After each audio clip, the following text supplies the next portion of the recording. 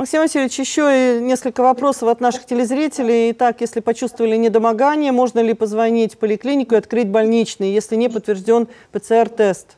Сразу ответим, нет, нельзя. Так ведь? С неподтвержденным ПЦР-тестом, к сожалению, нет. Здесь необходимо дождаться диагностики.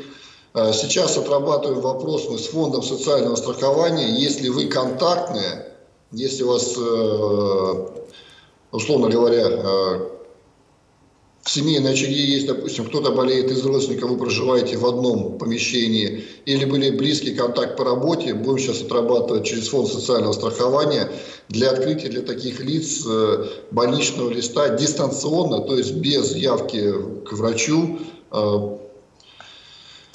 По телефону, я понимаю, да, но мы уже это проходили год назад, у нас уже была такая возможность, и именно так вот мы открывали больничные листы, когда была активная фаза пандемии, ну вот в тот период. Максим Васильевич, скажите, еще вернемся к дистанционно открытым больничным с подтвержденным диагнозом ковид.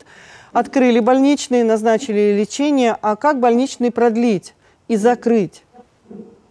Больничный лист у нас продлевается на 7 дней, все так же, если пациент выздоровел, он должен прийти к врачу на осмотр и закрыть больничный лист, сдать ПЦР-анализ. Если раньше по методическим рекомендациям, по распоряжению главного санитарного врача требовалось 2 отрицательных ПЦР-теста, сейчас достаточно для закрытия больничного листа 1 отрицательный ПЦР-тест.